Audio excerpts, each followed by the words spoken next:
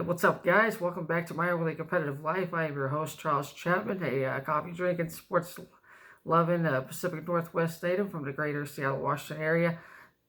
Transplanted onto the plains of Oklahoma, talking everything sports related. We're going to get into some really cool stuff today. First off, big news for Eli Manning and the New York Giants out of New York. Well, if you follow mainstream sports, you probably know what's going to happen there. But some big announcement expected tomorrow morning. Also, Zion Williamson making his NBA debut against the San Antonio Spurs a couple nights ago. That went pretty viral in terms of everybody talking about it. It's trending all over every sports outlet you could find, pretty much. We'll talk about that in just a second. And also, Major League Baseball finally, so another set of good news for them. Their Hall of Fame class. We'll talk about that. It's short, it's sweet, but we'll get into it in just a moment as well. And also, big news out of Baton Rouge, the LSU Tigers. More news since they won a national championship. We'll get into that as well at the end of our show, so stay tuned for that. And first off, Eli Manning is expected to announce, it's unofficial right now, but tomorrow he's going to have a retirement press conference. And this comes on the heels of former Dallas Cowboy head coach Jason Garrett being announced as the offensive coordinator in New York with the Giants. They officially hired the clapper, the guy who has the best clap in all of the National Football League, to be their offensive coordinator. And Eli, maybe this was already planned. I don't know. Maybe he saw the writing on the wall, so to speak, with Jason Garrett being announced the offensive coordinator. Not a very popular hire. The people in New York are upset about it. Understandably so, that the Dallas Cowboys didn't really have the greatest offense under Jason Garrett. When you're looking to make a splash as a hire for the New York Giants, hiring Jason Garrett was not the splash they needed in terms of an offensive coordinator to compete within that division.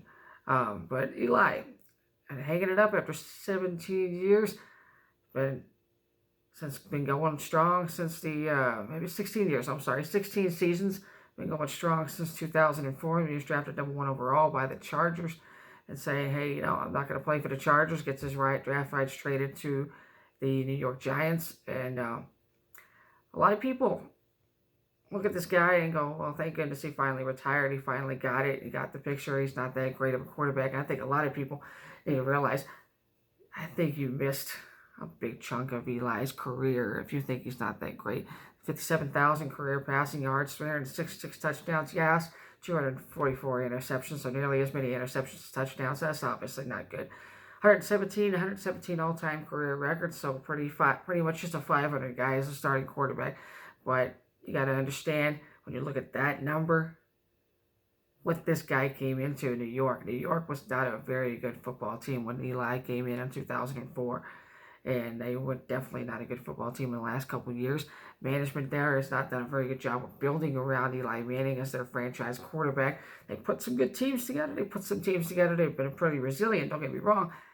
But the guy has put up some pretty good numbers. He's made some pretty big plays for a guy that does not have the offensive stars around him. Saquon Barkley, great player, but not a lot of receivers and tight ends have been put around Eli versus other quarterbacks that are playing in the same era as him, and quarterbacks that have played in previous eras as well, that we talk about as being great or not great.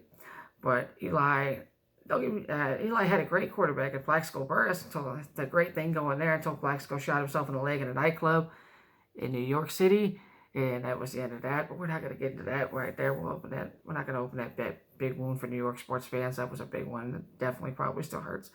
But people forget Eli in his prime was an amazing quarterback. Not amazing, but a great quarterback. This is the only quarterback, we're talking about the only quarterback that has beaten the GOAT, Tom Brady, in the Super Bowl, not once, but twice. Okay? And including an 18-0 football team, Patriots team that was stacked top to bottom, that was supposed to be the greatest football team of all time. Still arguably up there at 18-1, but he beat them in the Super Bowl when everybody thought that the game was all said and done. Tom Brady had won for the Patriots, and Eli said, "Hold my beer," pretty much, and hits David Tyree with arguably the greatest catch in Super Bowl history. and wins that game for them. So Eli took, in my book, a two-time Super Bowl champion, two-time Super Bowl MVP, four-time Pro Bowler, and he's a Hall of Famer in my book. And interestingly enough, a lot of fans that don't call him a Hall of Famer are the same guys that feel like Tony Romo. But the Dallas Cowboys is a Hall of Famer. A guy who never won anything, was never very clutch. Had a couple of comeback wins, but here's the deal. The guy is always coming back from something because he's always spotting teams a lead because he makes bad plays and makes bad choices. So because of his numbers, Tony Romo's a Hall of Famer, but because of his numbers, Eli Manning is not. No. You got to sit there and understand from a standpoint what Eli did. And I think he's a Hall of Famer in my book. And I think he's a Hall of Famer in my book for sure. But moving on, next up, Zion Williamson made his NBA debut 2.5 months later after the season started, coming back from an injury. He's been rehabbing, came out and lit up the scoreboard against the San Antonio Spurs, and 22 points altogether, which is a New Orleans Pelicans single game record, beating out Anthony Davis's 21 points when he made his debut with the Pelicans way back. And 22 points, like an NBA debut record for a Pelicans franchise player, rookie or not. And but he went. That's the thing that for me is that blows my mind, is this guy went from 16-1 odds to win the Rookie of the Year to 8-1 odds to win the Rookie of the Year. And that's tied for second best among NBA rookies behind J.A. Morant. And people are asking the question. We've been over analyzing this all day long for a couple of days. Everything he's done in that game against the Spurs, and I'm like, pump the brakes. Just a minute, folks. Let's pump the brakes. And was it a great debut coming back from being injured for the first third of the season? Sure, absolutely. I'm not going to discount that. He's a great player, but keep in mind, Zion Williamson's MVP or Rookie of the Year odds come from what he did in college at Duke, not because of anything he's really done in the NBA just yet. Whereas J.A. Morant's been doing this since October. He's been playing since October. He's got over 1,100 minutes recorded, and the guy's been consistent up to this point, period. So for me, I don't really think that Zion's going to catch up with him. Zion had a great night, but there's the thing. Zion has done something that has a luxury that not everybody else that was playing that game has, and that is a lack of mental and physical fatigue. And everybody else has been playing since October. They're physically tired. They're mentally tired. Now, don't get me wrong. Rehabbing from an injury is not exactly stress-free. It's not exactly not tiring. There's definitely a fatigue there. But there's a difference between the fatigue of sitting in a gym, rehabbing with a physical fitness trainer, and the daily grind of an NBA season in the National Basketball Association, going in, night out, traveling from East Coast to West Coast, playing night games, day games, holidays, or weekends, all that stuff. It's a whole different grind than doing a Monday through Friday or Monday through Saturday or whatever he's been doing in terms of his physical therapy to rehab and all that stuff. So there's a different set of fatigues here that we're playing with. So for me, I really feel like Zion, he'll keep this up for a couple of weeks. He'll be a pretty solid player into the month of February. But by the middle of February, he's probably going to, when he finally starts to feel that same physical daily grind fatigue, that same mental fatigue that all these other players are dealing with, he'll finally settle into a groove, and he'll average 12, 13 points a game, which is great. J.A. Morant's averaging 17 points per game, 7 assists, and 3 rebounds a game. And that's pretty good numbers right there. I think Zion's going to settle in and be more like a 12 to 13 points per game. He's got to probably get up there with 8 or 9 rebounds a game because of his size, his physical ability to get inside and fight with those guys. But I don't think he's going to be the Rookie of the Year, in my opinion. I really think that J.R. Morant right now is my Rookie of the Year, and it's really too soon to be sitting there and saying, hey, Zion's going to catch up with him and beat him. No. It's one game. It's an anomaly in my book. And so we'll see where it goes from here. But watch. He'll definitely trend down a little bit. He won't drop off too much, but he'll definitely trend down a little bit. But on to this next one. Major League Baseball's 2020 Hall of Fame class and everything features one guy that is kind of surprising to some people, but to a true baseball fan, it's not surprising at all. The other guy we all thought was going to be a unanimous selection, and he wasn't. One vote shy of unanimous. Derek Jeter finished one vote shy of a unanimous selection to the Hall of Fame. And everybody's asking the same question: who voted nay? While everybody else was going yay, who's the guy that said nay? Seriously? Derek Jeter has been the epitome of baseball, the captain, as we call him. Should have been a unanimous Hall of Famer, but I wondered if this has something to do with New York versus Boston, or a Mets Yankees, or whatever the case it might be. But Derek Jeter not getting into the Hall of Fame on a unanimous vote is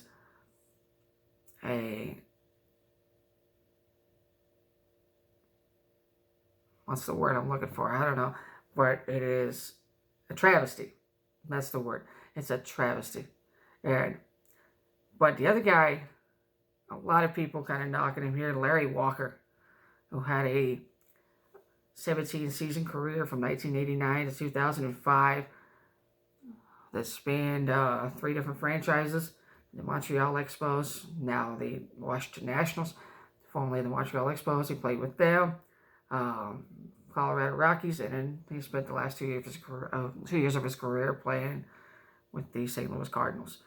And I think a lot of it has to do with the fact that where he played, a lot of people don't feel like he was that great, and that there were players that were greater than him that deserved the Hall of Fame, and that he shouldn't have been elected. But this is a guy that was I feel like it was 53% last year, made the cusp of 76% this year.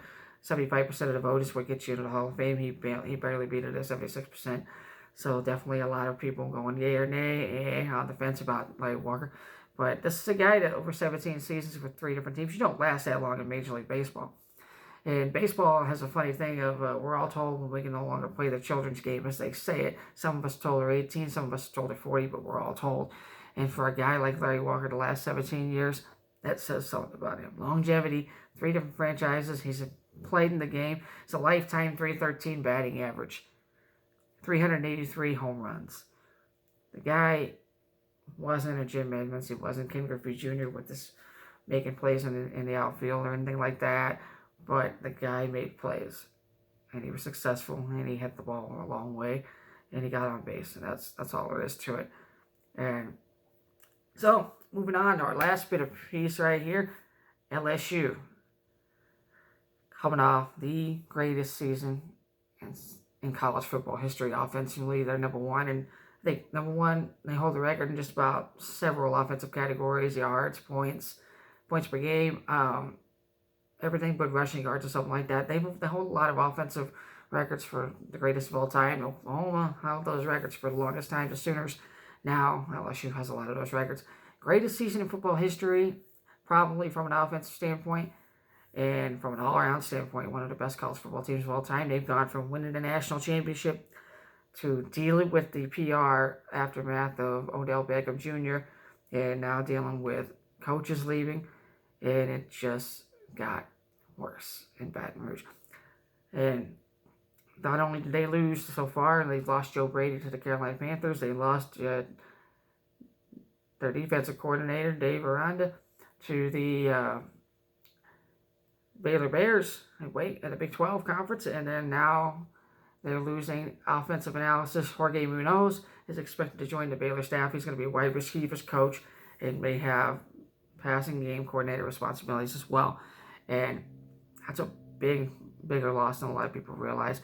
Because I know a lot of people look at what's an offensive analysis do. I mean, in this era of analyzing data, watching video footage and stuff like that, a guy like Jorge is a big, valuable thing for a team like LSU that's trying to compete in the Southeastern Conference. And so for that guy, to lose him, he's the guy that does a lot of that film study, studies the LSU game after the game's over, studies LSU's next opponent, what they did in their last game, puts all that footage together and gets it ready on Sunday, and essentially burns the midnight oil, so to speak, on Saturday night to make sure that when practice rolls around on Monday, Coach Ed Orgarian and the staff is ready to go. And that's essentially a part of what an offensive analysis does. is analyzing the offense, analyzing what went right, what went wrong, and how things need to be fixed for the next game. And so a big loss for LSU. I think, honestly, LSU has kind of hurt themselves a lot in terms of the staff turnover that they've lost, the PR fire they're trying to put out with Odell Beckham Jr. And this is the point. Honestly, a lot of people think that this doesn't happen till later, but this is the point where the teams are starting to lay the groundwork for next season, and LSU is no different.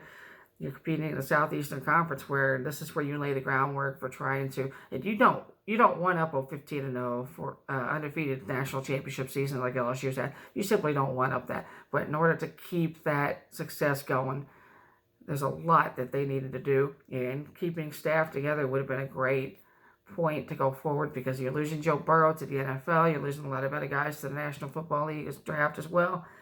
So you need to find a new quarterback. You need to find a way to continue to create some continuation there with that offense, because in the Southeastern Conference, I don't like the SEC, but let's not kid ourselves. The SEC is the best conference in college football in terms of a competitive standpoint. It's very easy to go, if you don't prepare yourselves to compete in the Southeastern Conference, it's very easy to go 4-8, 5-7 the next year. Doesn't matter what you did the year before. You can easily be 4-8, 5-7 the next year if you don't prepare yourself going forward, especially with Mississippi and Mississippi State getting new head coaches. Arkansas is getting Felipe Franks, a grad transfer from the Florida Gators. So that'll, I don't know how much it'll help the Arkansas Razorbacks, but it might do something to help them at least compete in the conference. We'll see what they do there. So LSU retaining staff would have done a lot of help to help them move forward and create that continuation. And right now, they could have got Felipe Franks. Who knows? Maybe. I don't know. But they definitely were a team that was looking like a front runner for De'Aaron King from the University of Houston. De'Aaron King announced he's going to the University of Miami in Coral Gables, Florida. He's going to the U. He's going to join Manny Diaz down there. And so we'll see what they do. And I think a lot of the offensive staff turnover in Baton Rouge was the writing on the wall that prevented LSU from recruiting and getting De'Aaron King. If they were even serious about him, I don't know. I know he was definitely one of those destinations was LSU, and that it was Texas Christian, Arkansas, Mississippi, and now he's at Miami. So for LSU, lots going on in Baton Rouge for the national champions. They've got a big target on their back. Everybody's talking about them, and it's not good.